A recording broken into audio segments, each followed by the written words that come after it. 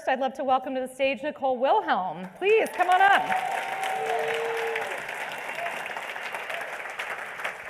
Nicole Wilhelm is a founder and the managing partner of the network group in the San Francisco Bay Area, in partnership with her husband, Michael, who's here somewhere. Michael, where are you at? All right, oh, there he is. Who's holding the baby, by the way. In partnership with Michael, these two have closed hundreds of millions of dollars in business. But what's really interesting and pertinent and germane to this conversation today is that Nicole has coined the concept of mental real estate, and she's going to share a little bit about that with all of you. Nicole, why don't you kick us off? Thank you. Thank you for that warm introduction. Pleasure. So let's all take a moment to be present, phones down, heads up, and breathe in through your nose.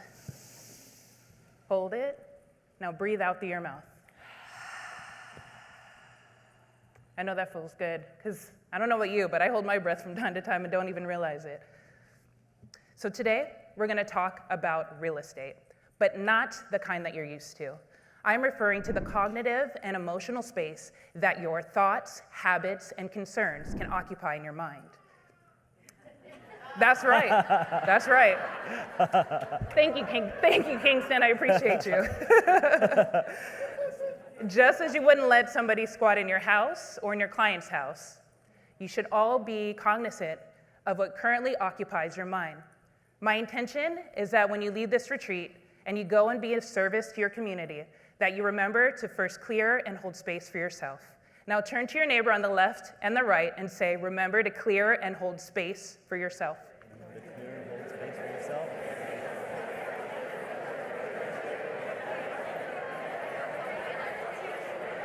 All right, that's a lot of clearing. Come on back. So now we're going to go over the value of your mental real estate. So just like prime real estate, your thoughts have values. Some thoughts are so positive that they're like the penthouses that you see on Billionaire Row in New York, or the luxury estates that you see in Beverly Hills. You know, the ones that you see in Leonard Steinberg's emails every day, that you're like, ooh, wow. But other thoughts can be negative. Those thoughts can be negative self-talk or constant worry. Those thoughts are like dilapidated buildings that depreciate your mental real estate value. I know that hit hard for some people, huh? Now, it's true that like tenants, your thoughts can come and go. But every once in a while, you'll have negative thoughts that are so negative that you feel like they may have signed a lifetime lease with the first right of refusal in your head.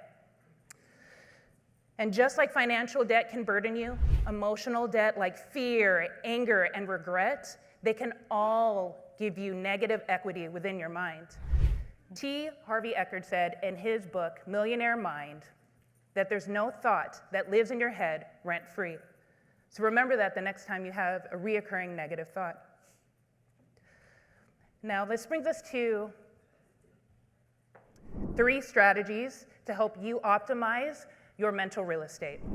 1, eviction notices. Now, we all know it can be difficult to serve an eviction notice. In this case, you're going to do it with the negative thoughts in your mind. Now, setting boundaries are going to be key.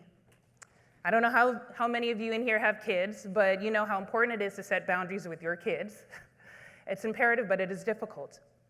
It is your job to set boundaries against negativity in your mind. Now, Steve Harvey once said that joy and depression cannot reside in the same place. The only thing that I would add that it is a deliberate and conscious decision on where you decide to draw the line. Now 2, renovation, reframing, and this is my favorite part. How many of you have owned a home, had a client own a home that was like that it home back in the 50s, 60s, 70s, 80s, and at some point they just stopped renovating, and you wonder why.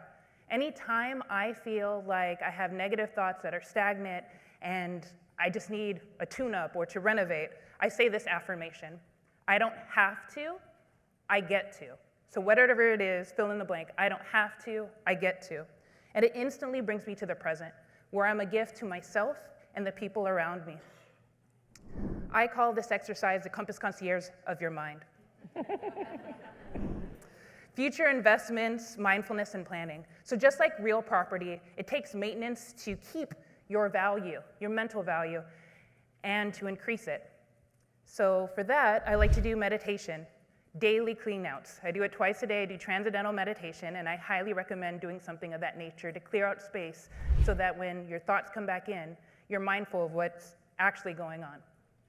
Now, for more of a deep cleaning, to do the power washing of the exterior and cleaning the baseboards, I like to do therapeutic retreats.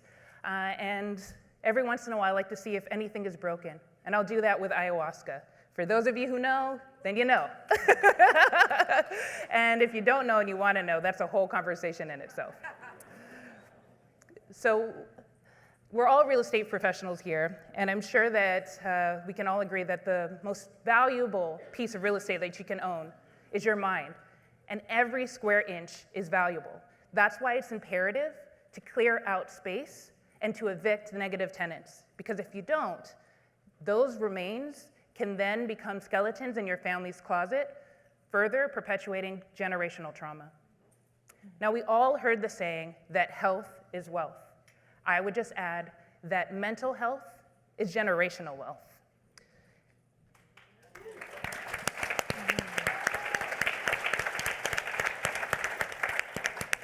And just as you can bequeath real property to your heirs, you can also pass down a mindset.